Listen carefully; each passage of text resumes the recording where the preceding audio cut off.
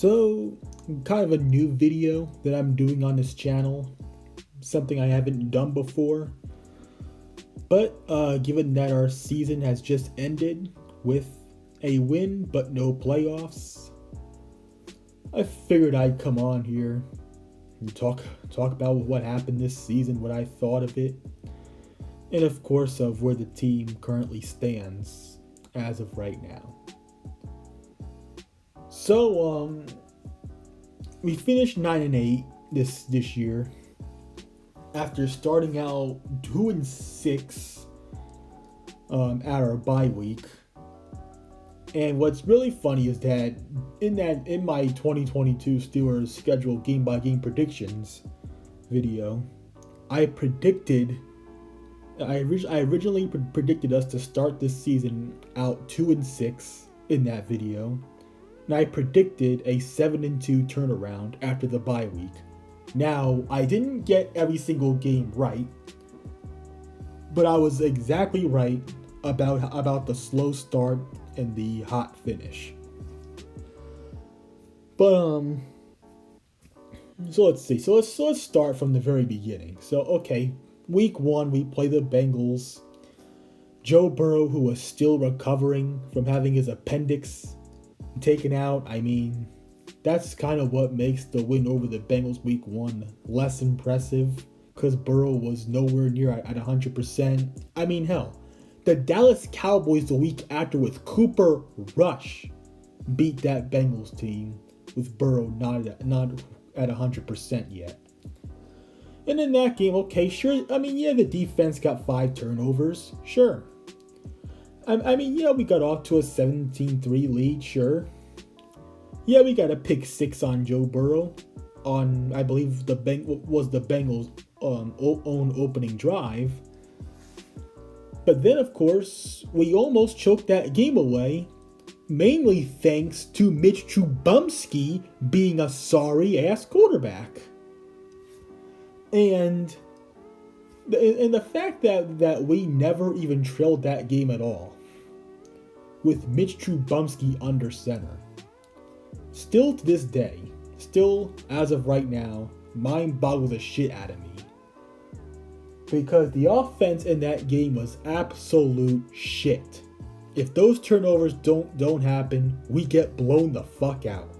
Plain and simple. And so the game went to overtime. The Bengals missed an easy field goal that they should have easily made, and then of course we missed a field goal of our own, and then of course we eventually get the ball back and kick the game winner after playing 5 full quarters of football to barely beat a Joe Burrow led team when Joe Burrow was still recovering from surgery with his appendix being taken out. That's why the week 1 win was not that impressive. Hell, I don't feel like talking about week 2 against the Pew Stinkling the Flatrius because that one hurt way too freaking much. And week 3 against the Cleveland Shitstains, we get blown. I mean, we didn't get blown out, but we play like garbage, losing 29-17 with the Browns got an unneeded touchdown at the end. In that game, right, Mitch Trubisky, after costing us week 2 against the Pew Stink with the Flatrius, what does he do? Okay, he gets off to a hot start against the Browns. But what does he do? He returns to his same old sorry-ass self, being the main culprit of why we lost to the Browns in Cleveland on that Thursday night. And then, of course, the defense played like garbage in that game as well. And it's crazy because, and we always talk about how this is the highest paid defense in the game, when the fact is the only reason it's the highest paid is because we have too many of our eggs in one basket. That's why. Because we overpaid the ever-living shit out of Minka, and we overpaid TJ Watt, as well as Cam Hayward, while everybody else gets an average amount of money at best. That's why our defense is the highest paid in football. It's simply because of that. And of course, Trubisky in the defense, especially not being able to stop Nick Chubb and getting torched by Jacoby fucking Brissett of all people, is why we lost to the Browns. And week 4 against the Jets, Mitch Trubisky sucks up the joint bad enough to get fucking benched. Why is that? Oh yeah, because I've been trying to tell you all that Mitch Trubisky sucks ass. He sucks ass. And of course, when we were down 10-6 at halftime in that game against the Jets, right? The three of those 6 points that we got, okay? 3 of those 6 points that we got was only because of a bullshit roughing the passer call that got us barely in the field goal range for a 59-yard field goal by Chris Boswell to shorten the lead to 4 points. And as we go into halftime, Trubisky is benched because he's a sorry ass quarterback. And this is who my fan base slurped all off season. Mitchburg. Money Mitch. And guess what? The Trubisky experiment was already over, and he got his sorry bum ass benched, despite Mike Tomlin's stubbornness with the quarterback position. And right when Kenny Pickett comes in, bam, he runs in for 2 touchdowns, giving us a 20-10 lead. Yeah, he threw 3 interceptions, but of course, two of those interceptions were tipped balls. And of course, the one was a Hail Mary at the end of the game. The defense folded at the last second in that game against the Jets. That game we should have won. We totally should have won that game. We really should have. And of course, week 5 against Buffalo, that was pretty much everybody's fault. And it goes to show you how chicken shit we are against Super Bowl contenders. Like another one that I'm going to get to in a little bit. Week 6, with our entire secondary out with injury except for Edmonds. No TJ Watt, no Pat Freiermuth. And yet we beat bitch boy Brady, which was one of the biggest upsets of the season. 10-point underdogs. And yet, for a guy who has absolutely ripped us a new asshole, even when we had guys like Troy Polamalu and James Harrison on that defense, you'd think he would be able to torch the ever-living shit out of us with a practice squad secondary, right? Nope. His age showed, and he played like a 45-year-old man. For somebody who supposedly gets, quote-unquote, better with age, right? Week 7 against the Dolphins. Matt Canada handcuffs the hell out of Kenny Pickett the whole night. The whole night. And now you can say what you want about the secondary dropping, like, what was it? 4 interceptions? Yes, the secondary dropped 4 interceptions in that game. I understand that. But the secondary did a surprisingly damn good job covering the Dolphins receivers Tyreek Hill and Jalen Waddle after we started out down 13-0 in the first quarter of that game. Now, yeah, Kenny Pickett, he did throw 3 interceptions in that game as well. But of course, one of them was because Klumpool, the bum that we traded to the Chicago Bears, tripped over his own damn feet. The second interception, yeah, it was a bad throw by Kenny, but you want to know something? That interception should not have happened because the offense lacked discipline with back-to-back penalties setting up a 3rd and 16. And on both of those offensive plays, we actually gained a solid amount of yardage. But it was taken away thanks to retard penalties. And of course, the week after, or actually, no, hold on. And of course, the 3rd interception was undoubtedly Kenny Pickett's fault. Yeah, it wasn't the best route by Deontay, but still it was a shitty throw by Pickett. and he choked that game away when we could have won despite everything, despite the mistakes that we made.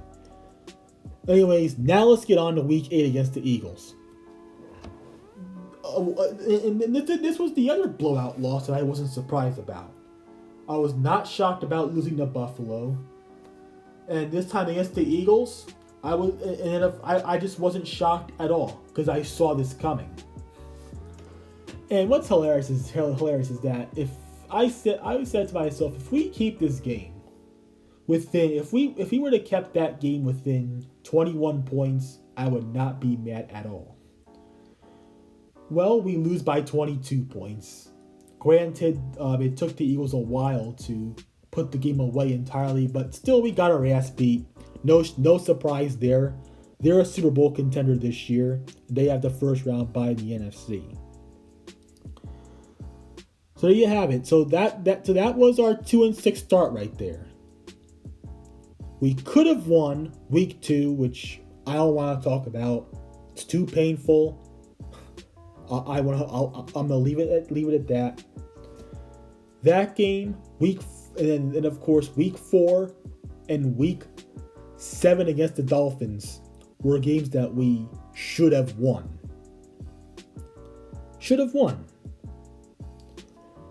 And then of course, okay, our bye week comes and okay, we beat the Saints 20-10. But of course, the Saints, much like us, were a garbage team this year. And the reason we won that Saints game was because we benefited off of penalties, which led to us scoring. Both of our touchdowns in that game were from the 1 freaking yard line. Okay, sure, we did have 217 yards rushing in that game, sure. But of course, if those penalties by the Saints don't happen, because the New Orleans Saints were shooting themselves in the foot time and time again in that game. If the Saints stayed disciplined, they could have beat us. They could have. Like, don't let the fact that we beat them by 10 points fool you. We had an ugly ass performance that game. It was ugly as hell. I was not impressed with the win whatsoever. And then of course, we play our second game against Joe Burrow and the Bengals. The time around where Joe Burrow is fully recovered from his appendix. He's 100% good to go. And he absolutely murked our secondary. He and T. Higgins. I don't care if we got 2 interceptions on him. At the end of the day, he dropped 4 touchdown passes on us. 3 of them to a backup running back in Samaje Perine. A backup running back scores 3 touchdowns on us. If that doesn't show you how overrated this defense is, then I don't know what does.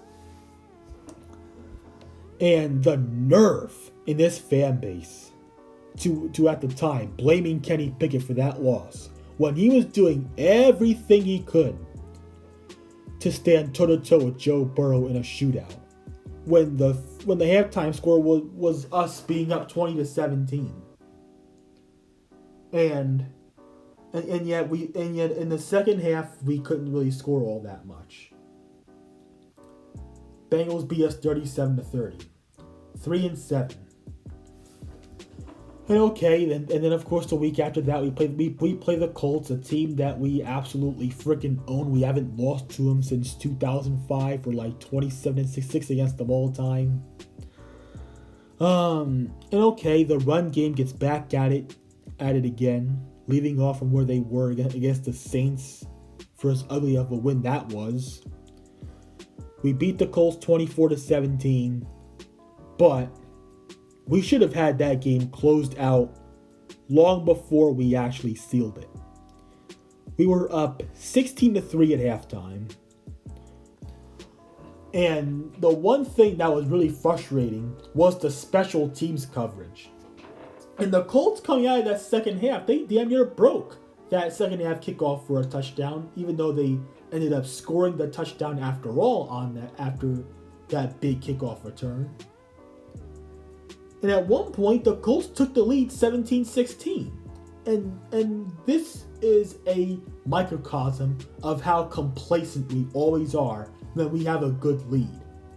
And this is why our win against the Browns 28-14 this past Sunday was literally our first win by at least 13 points or more in over 2 calendar years because of complacency. Complacency. That's why. And then after we take the go-ahead touchdown, Kenny Pickett makes a clutch throw to George Pickens on a 2-point conversion right at the back right corner of the end zone, finding him open after moving his legs in that pocket. And hey, Kenny Pickett, that was one example of how clutch he can be. And the other two I'm going to get to later on. So then the defense eventually seals it. We beat the Colts 24-17. And next week against the Falcons, okay, another team that we have owned according to our all-time series against them. I can't even remember the last time we lost to the Falcons. We own that team. So we start out up 16-6, and then what do? We get complacent and we damn near blow that game. Because when we were up 19-13 later on in the game, we needed a penalty by the Falcons to bail us out from a touchdown that they originally scored that was called back because of that penalty, which could have set them up to go ahead 20-19. That was another ugly ass win against a shitty football team. And then of course we punted away late in the game. Minka Fitzpatrick sealed it with an interception. Another win that I was not impressed about. And then week 14 against Baltimore. On the opening drive, Kenny Pickett gets a concussion, and the trash can Mitch Trubisky. And this is what I hate about Mitch Trubisky the most, right? Not only does he suck, but he will catfish you into thinking that he's a good quarterback when he's not. This is specifically with his early hot starts in some of his games whenever he's got his chance this season. And then we were down 10-0 against Baltimore. Trubisky early on had that drive where he completed a deep shot to Pickens. And then we get a touchdown after that to go to shorten our deficit 10-7. But then after that, Mitch Trubisky turned back to the albatross of a quarterback that he is. This fucking bum throws 3 retarded ass interceptions. All 3 of them were entirely his fault. It's not like the Kenny Pickett interceptions to where it was usually the receiver's fault for, tripping over their feet or having the ball go right through their hands. No. It ain't that. It's not that. Or even penalties backing the drive up. These interceptions was when Mitch Trubisky was getting momentum going. Continuing to catfish us into thinking that he can be a good quarterback. But he throws two of his interceptions go directly to linebackers. Directly to linebackers. And I pointed this shit out throughout the offseason during the training camp sessions. When I saw reports of Mitch Trubisky getting picked off by our linebackers. My fan base hated on me. They were thinking they thought I was being too harsh. They thought I was being too impatient with Trubisky. And that Ravens game absolutely proved my point about Trubisky the whole time. He is one of the top 3 worst throwers of the football of all time. Because not only did he throw 2 bullshit interceptions that went directly to the Ravens linebackers. Each of them happened on 2 drives in a row. But then, He throws a bomb that was basically the equivalent to a fucking punt. That's what Mitch Trubisky did. He throws a bomb to Deontay Johnson, a guy that already has enough issues catching the ball, and he way overshot Johnson, and the reason it was basically a punt was because the Ravens intercepted it. It ran out of bounds deep inside their own 5. The very worst part of all 3 of these interceptions, right? The worst fucking part is that all of them, the worst part is that all of them came before the 4th quarter even began. If that isn't enough evidence on why Mitch Trubisky sucks baboon ass, then I don't know what is. I don't. He fucking sucks, and he needs to be gone. And okay, Mitch Trubisky starts against the Panthers, but of course we won that game against the Panthers single-handedly because of our running backs. I mean, hell, we had a drive that literally took up damn near 12 minutes of the quarter, of the third quarter. It was. And of course, Mitch Trubisky had a couple of throws that literally went right through the defender's hands. Because right there, they should have. I mean, those throws that he made should have easily been intercepted. So that is a game that we won in spite of Mitch Trubisky. And of course, the Panthers, they're a team that we own. I mean, when did we not beat them? We're now 7-1 against them all time. I wasn't surprised, nor was I impressed about that win either. And then, of course, Christmas Eve against the Raiders at home. We were honoring the life of Franco Harris and the Immaculate Reception. That game, that was probably the ugliest Steelers win I've ever seen. But Kenny Pickett, showing once that he could be clutch against the Colts. He throws the game-winning touchdown pass to George Pickens in our second coldest home game of all time. The second coldest Steelers home game of all time. Kenny Pickett throws the game-winning touchdown to George Pickens. How often do you see a rookie doing that? Especially in cold and tough conditions like it was that night. Cold as hell. As I said, second coldest home game for us of all time, as well as some snow that was coming down on the way, and a little bit of wind, which made it hard for Chris Boswell to kick a field goal, hence why he missed 2 of them. How often do you see a rookie do that? And then hell, the next week. But before I get to next week, I mean, another big reason on why we won against the Raiders was because Derek Carr threw 3 interceptions. Now, granted, one of them was towards the very end, which was the game winner, followed by a jet sweep by Connor Hayward to get the first down to end the game entirely. But that was a game that we could have easily lost. And I do give Kenny Pickett his props for coming in clutch, but the fact is, we should have lost that game against the Raiders. We really should have. I mean, we didn't even take the lead at all in that game until when it was less than a minute left, being Kenny Pickett's game-winning touchdown. Now, next week against Nevermore. After losing to him once, we don't want to lose to him twice. In Baltimore, we start out, okay, we got a strong drive going with Jalen Warren and Najee Harris.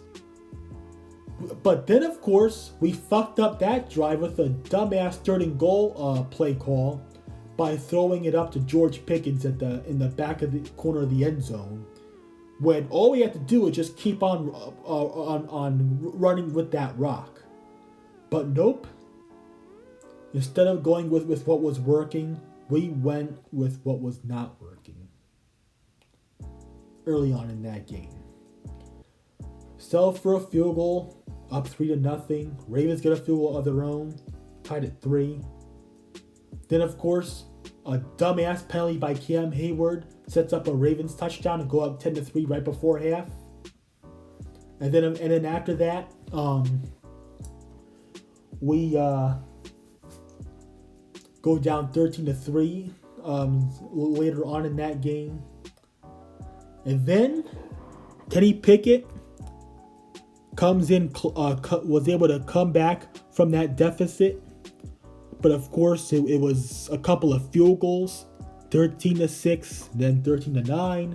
Final drive, Kenny Pickett makes two incredible throws, one to Freiermuth and then the other to Steve Sims, right deep down the middle, deep in the Ravens territory. Couple plays later, what does Kenny do? Right when he looks dead, when he's about to get sacked, he throws it to the end zone to Najee Harris, touchdown. That was one crazy ass play for a rookie to make. If you see guys like Mahomes or Josh Allen or Joe Burrow or any other quarterback that gets a lot of attention these days, if they make that play, the media blows up. But since Kenny Pickett did it, everybody acted like it was just another play. And then, of course, final week of the season. This game right here against the Browns. The Cleveland shit-stains, as I like to call them. 28-14. As I mentioned earlier, our first win by at least 13 points since November of 2020, where we beat the Jags 27-3. And as well as the week before that, we blew out the Bengals 36-10. And then after those two games, we never had a win by a point differential of 13 points until this game right here. It goes to show you how boring this team was this year, and how even though we put together a great surge, and I give Tomlin and the team props for that, but this was the worst Steelers team I have ever seen in my life. Even worse than 2013. Because at least in 2013, we actually had some interesting moments. The 2022 Steelers were just boring as hell. Plain and simple.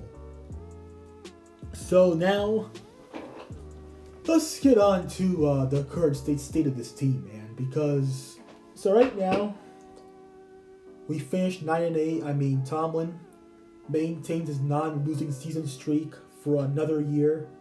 His 16th season in the NFL this was as our head coach. And the franchise itself maintains its non-losing season streak dating back to 2003 to stretch it now ongoing for 20 years without this team having a losing season. By far the longest active streak in the NFL right now, with I believe the Kansas City Chiefs being a distant second. But now, so here we stand with not a lot of cap space to work with.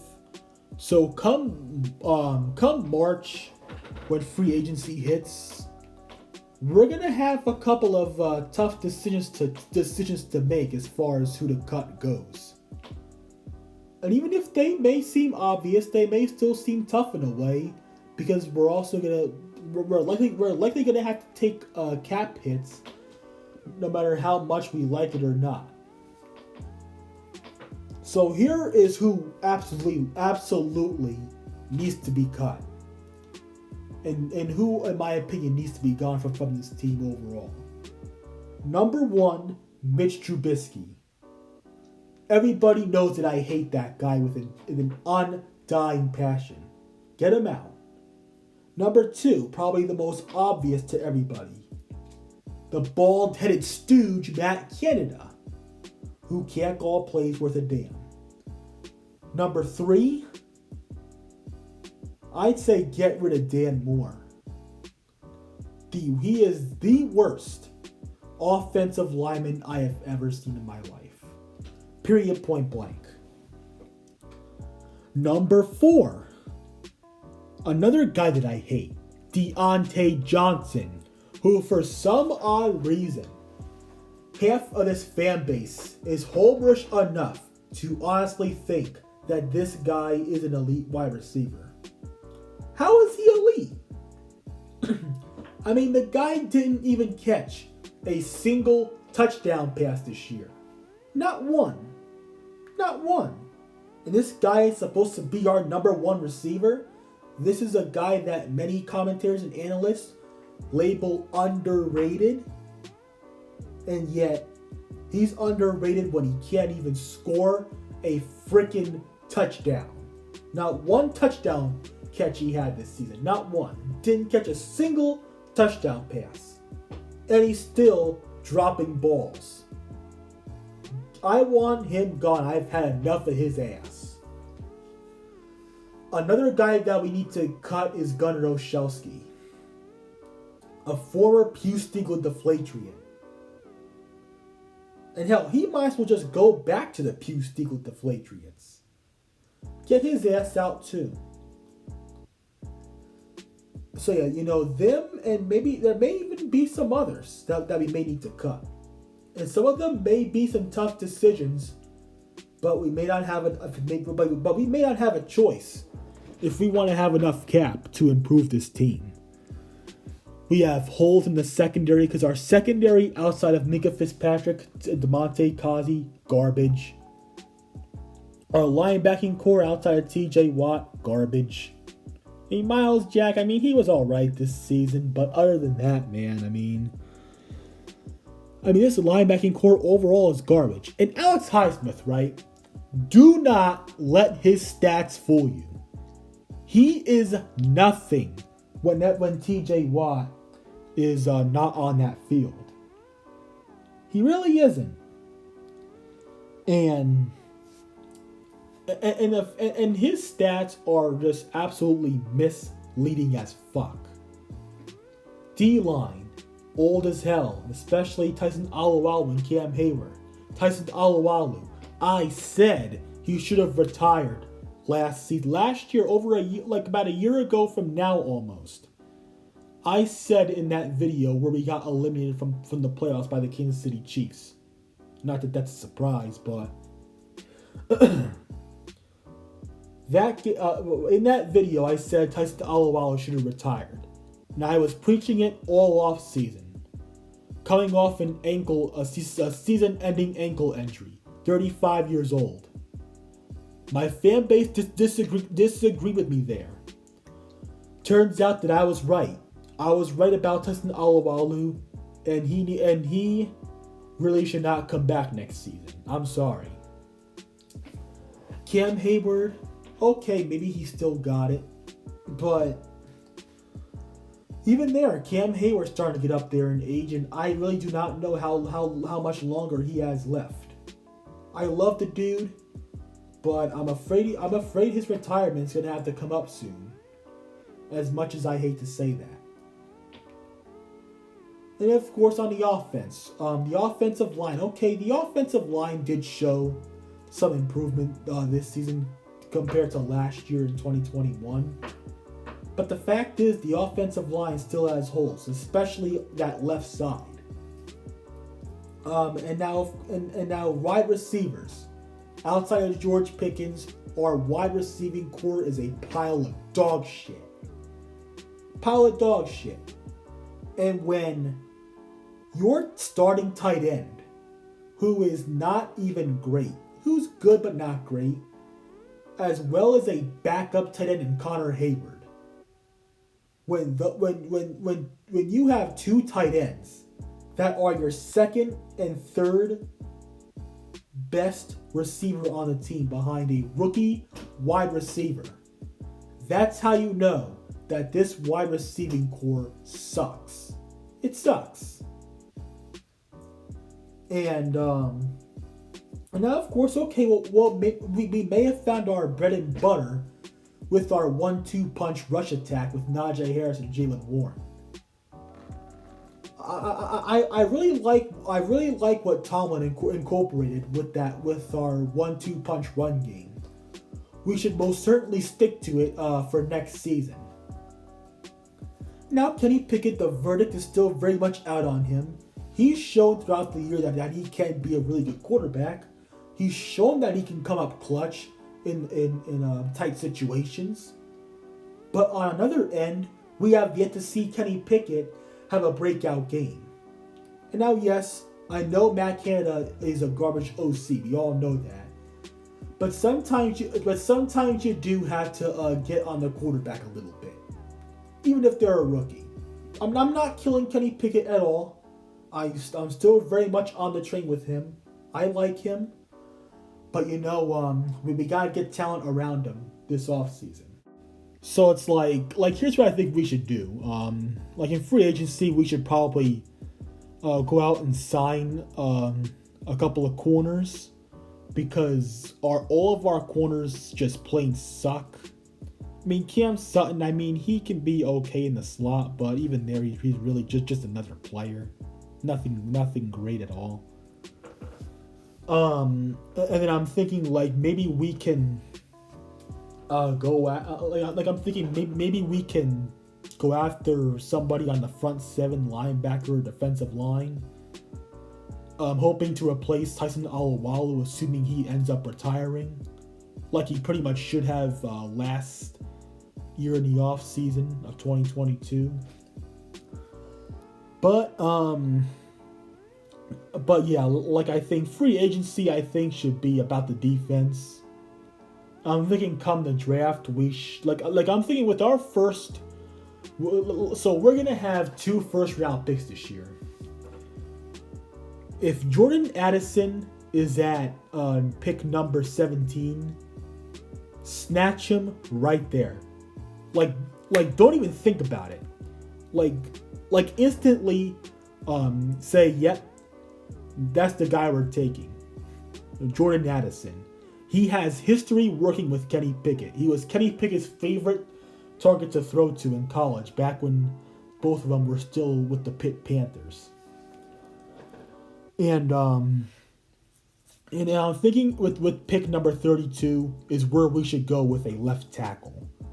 Because Dan Moore needs to freaking go. I'm sorry. And I'm thinking with our next couple of picks, we should go left guard, right tackle. Because I don't like Kevin Dotson or Chukwuka Ford either. Both of those guys suck. And then I'm thinking And I'm thinking maybe add some better depth to the defense in the secondary and the front seven. On top of that, and I'm trying to think, but yeah, we do have various holes to fill on both sides of the ball this offseason. Now I'm not all that open-minded with what we should do in free agency. But for the draft, especially with our 2 first-round picks, we gotta go Jordan Addison at 17 if he's still available, and go with whoever the best left tackle available is by pick number 32. That is what we should do. Come the first round of the NFL draft, and then so that will pretty much do it. I don't expect this team to be a Super Bowl contender next season. I'm thinking it's gonna I'm assuming that we do everything right and put everything in place. It's probably gonna be it'll probably be at least until 2024 for us to even have a chance at being Super Bowl contenders again. So those are pretty much my thoughts on the Pittsburgh Steelers right now. Don't expect any Steelers videos anytime soon unless something huge happens. So that'll do it. I'm gonna have my wild card prediction video out by hopefully Friday. And stay tuned for me to dance on a couple of teams' graves, depending on what happens in the playoffs. So that'll pretty much do it for this video. I'm out.